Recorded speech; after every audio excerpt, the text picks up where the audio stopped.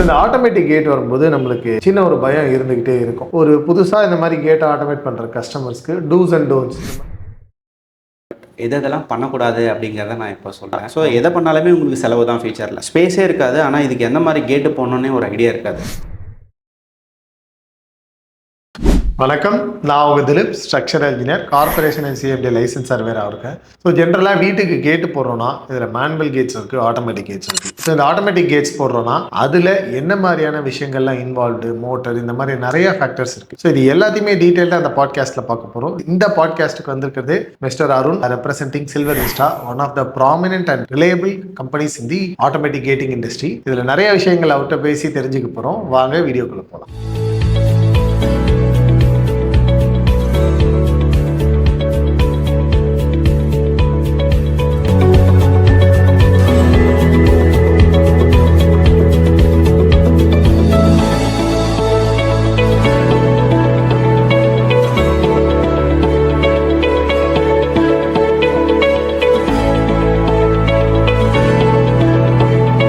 So வணக்கம் அருண். வணக்கம் sir. Arun யாரு, உங்களோட ஃபேமிலி பேக்ரவுண்ட் என்ன, சொந்த ஊர் என்ன, சென்னை தானா, இல்லை சென்னை எப்போ வந்தீங்க, உங்களை பற்றி சின்ன ஒரு ப்ரீஃப் இன்ட்ரோடக்ஷன். வணக்கம் சார். என்னோட நேம் அருண்குமார். ஆக்சுவலாக நான் வந்துட்டு நேட்டிவ் வந்து திருவண்ணாமலை. ஓகே. எங்களோட ஃபேமிலி எல்லாமே அக்ரிகல்ச்சர் ஃபேமிலி தான், ஃபார்மர்ஸ் தான் எல்லாருமே. ஓகே. 2007 சென்னைக்கு வந்தோம். ஓகே. சென்னையில் வந்துட்டு ஒரு எக்ஸ்போர்ட் கம்பெனிலலாம் ஒர்க் பண்ணியிருக்கேன். ஸோ அதுக்கப்புறம் கொஞ்சம் இந்த ஐடி ரிலேட்டடான கொஞ்சம் அப்போ தான் கொஞ்சம் முகம் இருந்தது. ஸோ அதனால் வந்துட்டு எனக்கு நெட்வொர்க் இன்ஜினியர் ஆகணும் அப்படிங்கிற மாதிரி ஒரு ஆசைகள் இருந்தது. ஓகே. ஸோ நான் அப்போ வந்துட்டு கிளாஸ்லாம் எடுத்து நான் படிக்க ஆரம்பித்தேன். படிச்சுட்டு நான் அந்த ரிலேட்டடான ஜாபுக்கு போனேன். நான் போயிட்டு அந்த மாதிரி ஐடி கம்பெனிஸில் ஹார்ட்வேர் அண்ட் நெட்வொர்க்கிங் இன்ஜினியராக நான் ஒர்க் பண்ணியிருக்கேன். ஏதாச்சும் சொந்தமாக பிஸ்னஸ் பண்ணணும் அப்படிங்கிறது ஆசை எனக்கு. அந்த ப்ராடக்ட் பண்ணும்போதே வந்துட்டு கஸ்டமருக்கு சர்வீஸ் கொடுக்கறதுல எனக்கு வந்து கொஞ்சம் ஆர்வமாக இருப்பேன். ஸோ அவங்கள எப்படி சாட்டிஸ்ஃபேக்ஷன் பண்ணணும், அதுதான் என்னோட மெயின் கோலாக இருக்கும். ஸோ ஒருத்தர் போகிறாரு, அந்த பிரச்சனையை சால்வ் பண்ணுறாரா, இன்கேஸ் பெண்டிங் வச்சுட்டு வந்துடுறாருன்னா நான் அதை எஸ்கலேஷன் கால்ஸை போயிட்டு நான் அட்டன் பண்ணுவேன். ஸோ அது வந்து எனக்கு அது ஒரு ஆர்வமாக இருக்கும். ஸோ அந்த கஸ்டமரை ஹேண்டில் பண்ணுறது, அவங்களுக்கு சொல்யூஷன் கொடுத்துட்டு அவர் ஓகே இந்த டெக்னீஷியன் வந்து கரெக்டாக பண்ணிட்டாரு ஒர்க்கு அப்படின்னு அவர் சொல்ல வைக்கணும் எனக்கு. ஓகே. ஸோ அதுக்கப்புறம் எதனால் இந்த கேட் ஆட்டோமேஷனுக்குள்ளே வந்தீங்க? ஸோ அந்த டிரான்சிஷன் எப்படி நடந்துச்சு, பர்டிகுலராக இந்த ஃபீல்டு எப்படி சூஸ் பண்ணீங்க? இது வந்து இப்போ ஆக்சுவலாக எங்களோட பார்ட்னர் வீட்டில் தான் என்னோட ஃபர்ஸ்ட் ஆட்டோமேஷன் ஸ்டார்ட் ஆச்சு. ஓகே. ஸோ அப்போ வந்து நான் ஒரு ரிலேபிளான பிராண்டு அப்படின்னு சொல்கிற ஒரு பிராண்டு மோட்டர் தான் நான் அங்கே வந்துட்டு இன்ஸ்டால் பண்ணேன். ஓகே. இன்ஸ்டால் பண்ணி ஒரு 2 months 3 monthsலேயே வந்துட்டு ஒரு 10 to 15 கால் அட்டன் பண்ணுற மாதிரி ஒரு பிரச்சனை வந்துச்சு. ஸோ அப்போது அந்த பிராண்டில் வந்து நாங்கள் கேட்கும்போது எங்கள் மோட்டர்லாம் எந்த பிரச்சனையுமே கிடையாது, இது வந்து 100% உங்களோட எலக்ட்ரிக்கல் ஃபால்ட்டு. ஓகே. கஸ்டமர் வீட்டில் வந்து எலக்ட்ரிக்கல் ஃபால்ட்டாக இருக்குது. ஓகே. ஸோ அதனால தான் மோட்டர் வந்து அடிக்கடி ஃபெயில் ஆகுது அப்படிங்கிற மாதிரி ஒரு பேச ஆரம்பிச்சிட்டாங்க அந்த பிராண்டில். ஸோ இருந்தாலும் நாங்கள் சர்வீஸ் பண்ணுறதுக்கு அதுக்கான காஸ்ட் எல்லாம் நாங்களே இன்வெஸ்ட் பண்ணி தான் எடுத்து போய் போடுவோம். அடுத்த ஒரு 10 to 15 days ஃபெயில் ஆகும். இந்த மாதிரி போயிட்டு இருந்தது. ஸோ அப்போ தான் நான் வந்து ரியலைஸ் பண்ணேன், ஒரு ப்ராடக்ட் ரீப்ளேஸ்மெண்ட் ஆகி வர்றதுக்கே 15 days ஆகுது. இது மாதிரி ஆகக்கூடாது. ஏன்னா கேட்டுனா வந்துட்டு ஒரு எமர்ஜென்சி கிளம்புவாங்க, அந்த டைமில் கார் எடுக்க முடியாது. ஒரு பிரச்சனை இல்லாமல் ஃபஸ்ட்டு ப்ராடக்டை கொடுக்கணும்.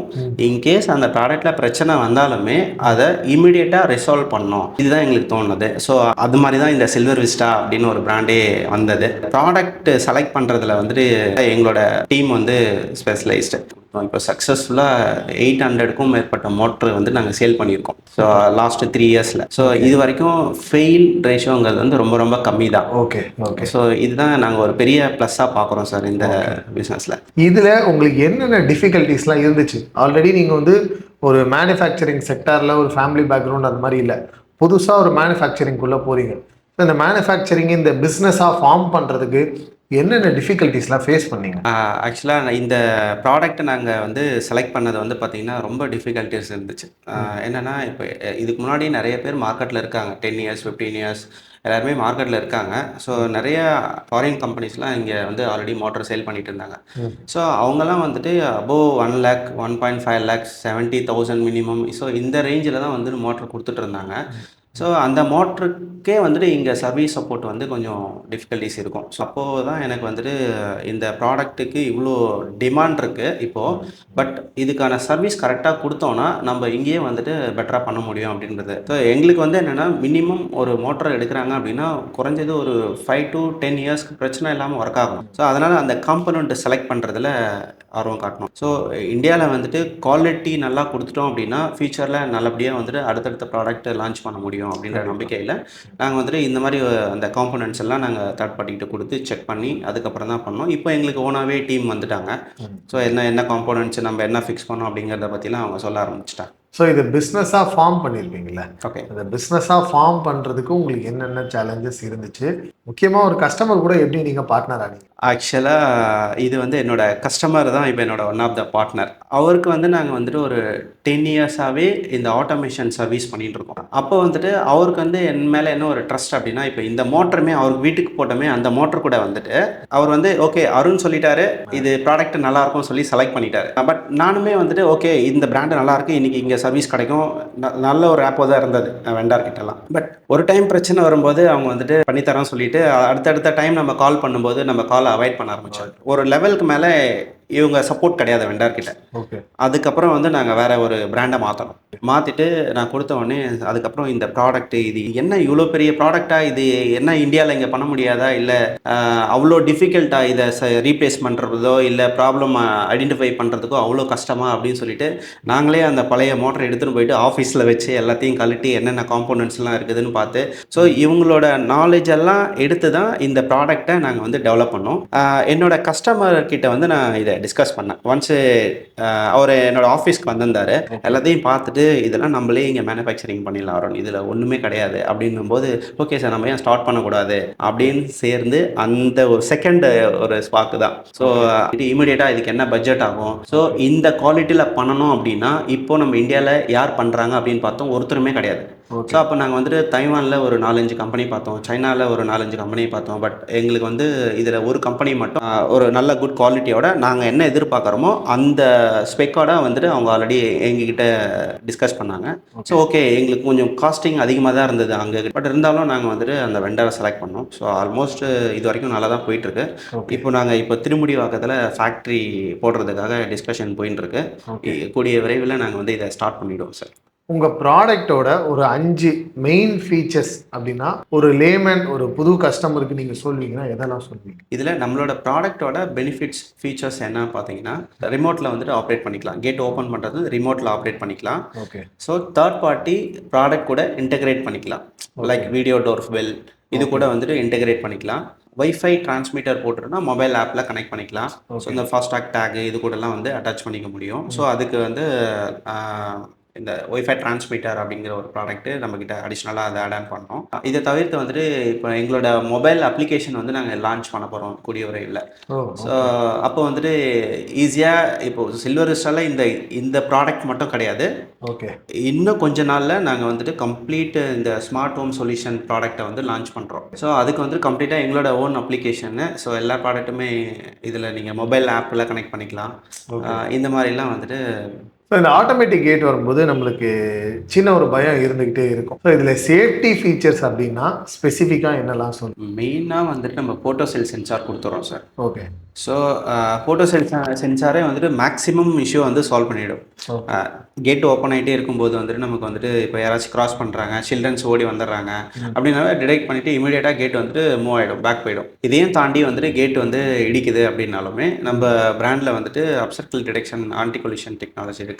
ஸோ அதோட வேலை என்னென்னா ஒரு லைட்டாக ஏதாச்சும் ஒரு ஷேக் ஆனாலுமே கேட் வந்துட்டு வெளில போயிடும், பேக் போயிடும். புரியுது. ஸோ இடிக்காது, அடுத்த லெவல் மூவ் ஆகாது.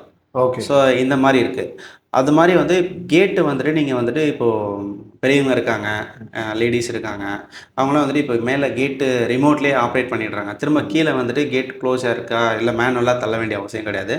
ஒன்ஸ் அது பவரில் இருக்கும்போது உங்களால் கேட்டு ஓப்பனே பண்ண முடியாது, அது லாக் ஆகிடும் ஆட்டோமேட்டிக்காக. Okay, okay. ஸோ இன்னும் ஒரு படி மேலே போயிட்டு ஸ்விங் கேட்லாம் பார்த்தீங்கன்னா நாங்கள் எலக்ட்ரிக் லாக்குமே ப்ரொவைட் பண்ணுறோம். ஓகே, ஏன்னா ஸ்விங் கேட் வந்துட்டு இப்படி மூவ் பண்ணும்போது இப்போ வந்து ஸ்லைடிங் கேட் வந்துட்டு ஒன்ஸ் நின்றுச்சுன்னா நின்று தான், அதுக்கப்புறம் தள்ள முடியாது. பட் ஸ்விங் கேட்டில் நீங்கள் கொஞ்சம் போஸ்ட் பண்ணீங்க அப்படின்னா கேட் ஓப்பன் ஆகிறதுக்கு சான்ஸ் இருக்குது. ஸோ அதுக்குமே வந்து நாங்கள் என்ன அட்வைஸ் பண்ணுறோன்னா எலக்ட்ரிக் லாக் இருக்குது, அதை போட்டிங்கன்னா எப்போ நீங்கள் மோட்டர் ப்ரெஸ் பண்ணுறீங்களோ ஓப்பன் பண்ணுறதுக்கு கமெண்ட் கொடுக்குறீங்களோ அந்த டைமில் அந்த லாக் ஆட்டோமேட்டிக்காக ரிலீஸ் ஆகிடும். ஸோ இது வந்து நம்மக்கிட்ட அந்த ஆப்ஷன்ஸ் இருக்குது. அந்த லாக்கை நாங்கள் சேர்ந்து தான் அட்வைஸ் பண்ணுறோம். ஸோ அது வந்து வேணுன்றவங்க வாங்கிப்பாங்க, இல்லை இது இந்த பவரே போதும் ஒன்றும் பிரச்சனை இல்லை அப்படின்னா அவங்க விட்டுருவாங்க. தேவைப்பட்டால் ஃபியூச்சரில் அதை ஆட் ஆன் கூட பண்ணிக்கலாம். ஸோ இப்போ இந்த கேட் ஆட்டோமேஷன் பார்த்தீங்கன்னா நிறைய கஸ்டமர்ஸ்க்கு இன்னும் ஒரு நியூவான ப்ராடக்ட் தான். ஸோ வீடு கட்டும்போது நிறைய கஸ்டமர்ஸ் ரெஃபரன்ஸ் பார்த்து பண்ணுவாங்களான்னு கேட்டிங்கன்னா ரொம்ப கம்மி தான். ஒரு புதுசாக இந்த மாதிரி கேட்டை ஆட்டோமேட் பண்ணுற கஸ்டமர்ஸ்க்கு டூஸ் அண்ட் டோன்ட்ஸ் இந்த மாதிரி டிப்ஸ் அப்படி சொல்லணும்னா எதெல்லாம் சொல்லுவீங்க? ஓகே, இப்போ ஆக்சுவலாக கேட்டு ஆட்டோமேஷன் பண்ணலான்னு நீங்கள் யோசிச்சிட்டீங்க, பட் எதெல்லாம் பண்ணக்கூடாது அப்படிங்கிறத நான் இப்போ சொல்லேன். ஃபஸ்ட்டு வந்துட்டு நீங்கள் அந்த கேட்டு மோட்டார் ஃபிக்ஸ் பண்ணுற இடத்துல தண்ணியெல்லாம் நிற்காமல் பார்த்துக்கணும். ஓகே. ஸோ ரெகுலராகவே என்ன பண்ணுவாங்கன்னா வாசலில் தண்ணி தெளிப்பாங்க ஓஸ் வச்சு. ஸோ அப்போ வந்துட்டு அந்த மோட்டர் மேலேயுமே தண்ணி படுற மாதிரி இதெல்லாம் பண்ணுவாங்க. யூஸ்வலாக அது வந்து வெதர் ப்ரூஃப் தான் மோட்டர், பட் இருந்தாலும் ரெகுலராக நீங்கள் அதில் பண்ணும்போது என்ன ஆகும், ரஸ்ட் ஆக ஆரம்பிக்கும் அந்த ட்ராக்ல இதெல்லாம். அதுக்கப்புறம் மழை காலத்தில் மோட்டர் இருக்கிற இடத்துல தண்ணி நின்றுச்சு அப்படின்னா உங்களுக்கு அதுவுமே ஃபெயில் ஆகும். தெரியாமல் பவர் ஆன் பண்ணிட்டாங்கன்னா இங்கே எலக்ட்ரிக் சர்க்யூட் இருக்கு இல்லையா, ஸோ அது போர்டு ஃபெயில் ஆகிறதுக்குலாம் சான்ஸ் இருக்குது. ஸோ அதெல்லாம் இம்ப்ளிமெண்ட் பண்ணும்போதே நமக்கு தேவையான ஹைட்டு என்னவோ அந்த ஃப்ரேம் சப்போர்ட் கொடுத்து அந்த லெவலில் வைக்கிறது பெஸ்ட்டு. ஸோ இதை வந்து நீங்கள் பார்த்துக்கணும். இது பண்ணாமல் விட்டிங்கன்னா மோட்டர் பிரச்சனை வரும். ஓகே. அதுக்கு அடுத்து வந்துட்டு எலக்ட்ரிக்கல் பாயிண்ட், இதுக்குன்னு ப்ராப்பராக நீங்கள் இபி பேனல்லேருந்து நீங்கள் கொண்டு வரணும் பவர். ஸோ அதை விட்டுட்டு ஸ்ட்ரீட்டில் லைட் வச்சுருப்பாங்க, இதுலேருந்து கனெக்ஷன் எடுத்து கொடுத்துருங்க அப்படின்னு சொல்லுவாங்க. அந்த மாதிரிலாம் பண்ணக்கூடாது. அந்த மாதிரி பண்ணிட்டீங்கன்னா அந்த லைட்டுக்கு எவ்வளோ ஆல்ரெடி அது ஷேரிங்கில் தான் இருக்கும். ஸோ அதுக்கு மோட்டருக்கு தேவையான வோல்ட்டு லைட்டு ஒயர்லேருந்து எடுக்கக்கூடாது. யூஸ்வலாக மோட்டருக்கு வந்துட்டு நம்ம ஒரு 1.5 ஸ்கொயர் mm மோட்டருக்கு போடுறோம் அப்படின்னா அது கரெக்டாக கொடுக்கணும். அந்த கேபிளிங்லாம் கொடுக்கக்கூடாது. அது வந்து மேபி ஆர்மோட் கேபிளாக இருந்துச்சுன்னா பெட்டர். அப்படி இல்லைன்னா நல்ல ஒரு காப்பர் குவாலிட்டியில் நல்ல கேபிள் போட்டிங்க அப்படின்னா அது 3 கோர் கேபிள் அது மாதிரி போட்டிங்கன்னா நல்லாயிருக்கும். ஓகே.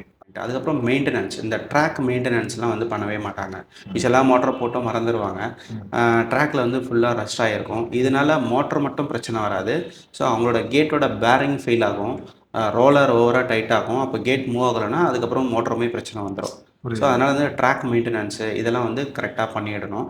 அதுக்கடுத்து வந்து யூஸ்வலாக வந்து இப்போ மோட்டார் செலெக்ஷன் வந்து பார்த்திங்கன்னா கேட்டோட வெயிட் வந்துட்டு ஒரு 1500 kg அப்படின்னா 1500 kg மோட்டர் வாங்கி போட்டுருவாங்க. இல்லை 600 kg கேட்டுனா 600 kg மோட்டர் வாங்கி போடக்கூடாது.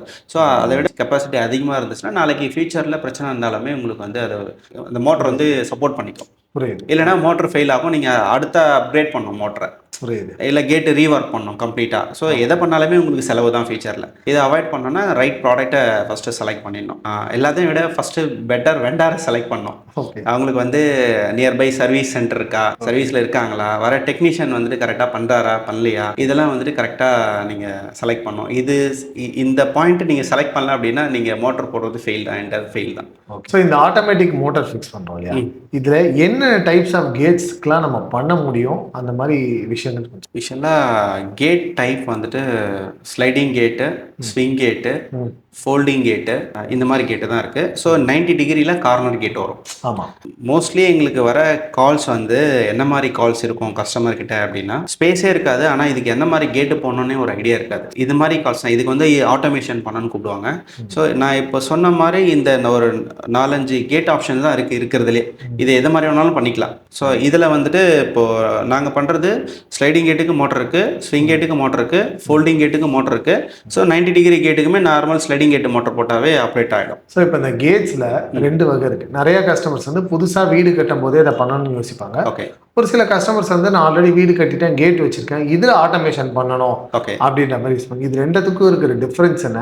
இதில் எதுக்கு பிளானிங் அதிகமாக தேவைப்படும்? இப்போ எக்ஸிஸ்டிங் வீட்டுக்கு கேட்டு பண்ண போகிறோம் அப்படின்னா அதுக்கு என்னென்ன பிளான் பண்ணும்? புது வீட்டுக்கு கேட்டு போட போகிறோம்னா அதுக்கு என்ன பிளான் பண்ணும்? என்ன டிஃப்ரென்ஸ்? ஸோ ஆக்சுவலாக பிளானிங் பார்த்தீங்கன்னா ரெண்டுத்துக்குமே சேம் தான். ஸோ ஆல்ரெடி கேட் இருக்கும், அதுக்கு போயிட்டு நமக்கு எலக்ட்ரிக்கல் காம்பவுண்டு, சிவில் ஒர்க்கு, அதே மாதிரி அந்த கேட்டோட ஸ்மூத்னஸ் எப்படி இருக்குது இதெல்லாம் செக் பண்ணிவிட்டு நம்ம ஒரு 1 டேல அடுத்த நாளே நம்ம கேட்டை ஃபிக்ஸ் பண்ணிடலாம். மேபி அங்கே வந்துட்டு இந்த எலக்ட்ரிக்கல் பாயிண்ட் எடுக்கிறதுக்கு ப்ரொவிஷன் இல்லாமல் இருக்கலாம் பழைய கேட்டில். அதெல்லாம் கேட்டு மோட்டர் பண்ணும்போது அதெல்லாம் கரெக்டாக இருக்கா செக் பண்ணிவிட்டு நம்ம வந்துட்டு எக்ஸிஸ்டிங் கேட்டில் கேட் பண்ணுறது ரொம்ப ஈஸி தான். நியூ கேட் பண்ணும்போது கஷ்டம் கிடையாது. நியூ கேட் பண்ணும்போது இன்னும் பிளானோட பண்ண முடியும் அது. ஸோ அதுக்கான எலக்ட்ரிக் ப்ரொவிஷன் எல்லாமே மெயினாக வந்து நம்ம சென்சார் கேபிள், எலக்ட்ரிக்கல் கேபிள், நம்ம மோட்டர் எந்த லெவலில் வைக்க போகிறோம் அதுக்கெலாம் ஃப்ரேம் சப்போர்ட் கொடுத்து இதெல்லாம் பண்ணுறது தான் வந்துட்டு புது கேட்டில் ரொம்ப ஈஸி.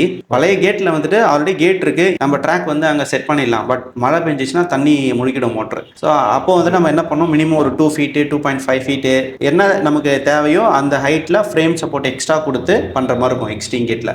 பட் எக்ஸ்ட்ரீம் கேட் பண்ணுறது ரொம்ப ஈஸிங்க சார் எப்போனாலும். ஸோ இப்போ இவ்வளோ ஃபீச்சர்ஸ் சொல்கிறீங்க, இது எல்லாத்துக்குமே current involved. For example power cut ஆகுது, நம்ம ஊரில் ஃப்ளட்ஸ்லாம் வந்தால் 2-3 நாளே கரண்ட் இல்லாமலாம் போகும். இல்லை நீங்கள் ஏற்கனவே சொன்ன மாதிரி மோட்டர் ஏதோ ஒரு ஃபால்ட் ஆகுது, அதை வந்து சரி பண்ணுறதுக்கு ஒரு டைம் எடுக்கணும். ஓகே, அந்த டைம்லலாம் அந்த கேட் எப்படி ஒர்க் ஆகும்? பிரச்சனையே இல்லைங்க சார். இந்த மாதிரி கேட்டுக்கு வந்துட்டு டிஃபால்ட்டாகவே 2 கீ கொடுத்துரும், மேனுவல் கீ. ஓகே, ஜஸ்ட் அந்த கேப் ரிமூவ் பண்ணிவிட்டு நீங்கள் நார்மல் லாக்கை ரிலீஸ் பண்ணுற மாதிரி தான் பண்ணணும். பண்ணிட்டீங்கன்னா கேட் கையிலே தள்ளிக்கலாம். ஓ, அது ஸ்விங்காக இருந்தாலும் ஸ்லைடிங்காக இருந்தாலுமே எல்லாத்துக்குமே கீ கொடுத்துட்றோம். ஓகே. ஸோ நீங்கள் மேனுவல் ஆப்ரேஷன் உங்களுக்கு இன்ஸ்டலேஷன் பண்ண வரும்போதே உங்களுக்கு வந்து சிம்பிளாக உங்களுக்கு சொல்லி கொடுத்துருவாங்க அதை எப்படி பண்ணணும். அது ரொம்ப டிஃபிகல்ட்டிலாம் கிடையாது. அதே மாதிரி நாங்கள் என்ன அட்வைஸ் பண்ணுறோன்னா, இப்போ வந்து விக்கெட் கேட் இருக்கிற இடத்துல பிரச்சனை கிடையாது. நீங்கள் உள்ளுக்குள்ளே விக்கெட் கேட் ஓப்பன் பண்ணிவிட்டு போயிட்டு அந்த மேனுவல் லாக்கர் ரிலீஸ் பண்ணிடலாம். பட் கேட்டே ஒரே கேட்டு தான் இருக்குது, விக்கெட் கேட்டே கிடையாது, அந்த பிளேஸில் வந்து நீங்கள் பவர் பேக்கப் கொடுக்கறது பெட்டர். பட் நீங்கள் சொன்ன மாதிரி 3 days 4 days அந்த மாதிரிலாம் இருக்கிற சமயத்தில் யாரும் வெளில போக மாட்டாங்க. எதாக இருந்தாலும் மேனுவல் கீ வச்சுருக்கிறது பெட்டருங்க. ஓகே, பட் அது ஈஸியாக ஓப்பன் பண்ணிக்க முடியும் மேனுவல் கீ வச்சு. இப்போ இதுக்கு எவ்வளோ பவர் கன்சம்ஷன் ஆகும்? நீங்கள் சொல்கிறது எல்லாமே கரண்ட் இன்வால்வ். ஒரு கேட்டு போடுறாங்கன்னா எவ்வளோ பவர் கன்சம்ஷன் இன்வால்வும், எவ்வளோ கரண்ட் இன்வால்வ்? இது வந்து சிங்கிள் ஃபேஸ் மோட்டர் தான். ஓகே. ஸோ யூஸ்வலாக வந்து ஒரு 460 வாட்ஸ் அந்த மாதிரி தான் இருக்கும். ஓகே. ரொம்ப கரண்ட் கன்சப்ஷன் கம்மியாக தான் இருக்கும். ஓகே. நார்மலாக நீங்கள் வந்துட்டு ஒரு 1 kV யூபிஎஸ் நார்மல் யூபிஎஸ் வாங்கினீங்கனாவே அதை வந்து ஒரு 10 to 15 சைக்கிள்ஸ் வந்து நீங்கள் ரன் பண்ணிக்க முடியும். ஓ, நார்மல் யூபிஎஸ்லேயே ரன் ஆகும் இந்த மோட்டார். நார்மல் லோக்கல் யூபிஎஸ்லாம் போட்டு ஒர்க் ஆகாது சம்டைமு. ஸோ ஒரு நல்ல ரெப்யூட்டட் பிராண்டில் வாங்கி போட்டிங்கன்னா 0.5 kV ஓகே. பட் நாங்கள் சஜஸ்ட் பண்ணுறது 1 kV யூபிஎஸ் போட்டாவே உங்களுக்கு அது ஒரு 10 to 15 சைக்கிள்ஸ் ரன் பண்ணிக்க முடியும். பெட்டர் வந்து நீங்கள் இன்வெர்ட்டரில் கனெக்ட் பண்ணிக்கலாம் அதை விட.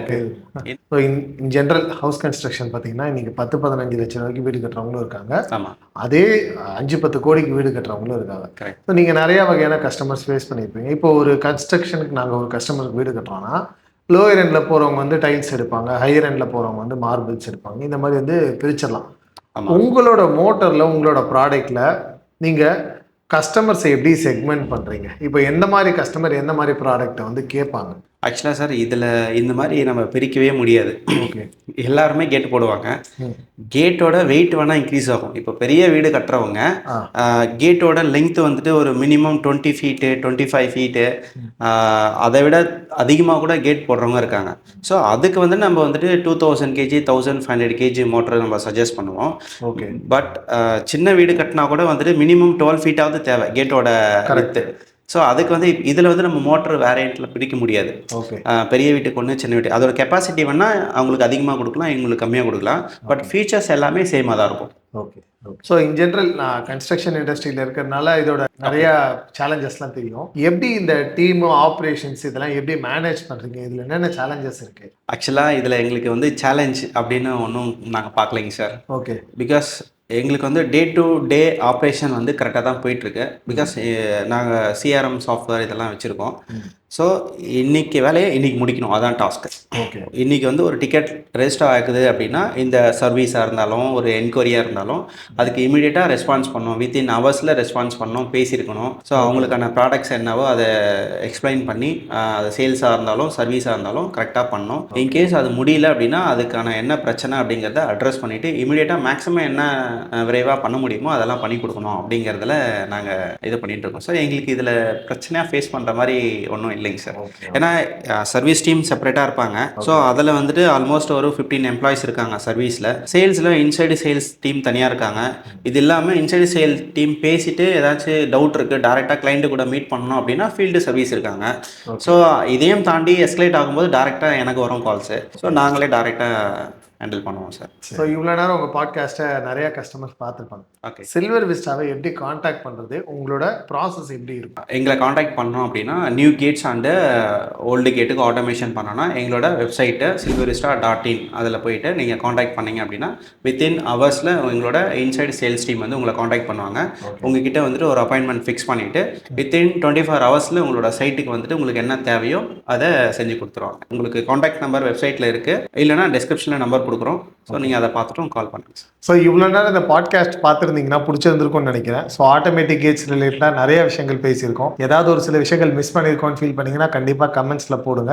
இதே மாதிரி வேறு என்னென்ன பாட்காஸ்ட் பண்ணலாம், இந்த இண்டஸ்ட்ரியில இந்த வெண்டார்ஸ் எங்களுக்கு தேவை, இது ரிலேட்டடான இன்ஃபர்மேஷன் இருந்தால் யூஸ்ஃபுல்லாக இருக்கும்னு நினச்சிங்கன்னா அதையும் கமெண்ட்ஸில் போடுங்க. கண்டிப்பாக நாங்கள் இந்த வீடியோஸை போடுறோம். தொடர்ந்து பாருங்கள், சப்போர்ட் பண்ணுங்கள். நன்றி, வணக்கம்.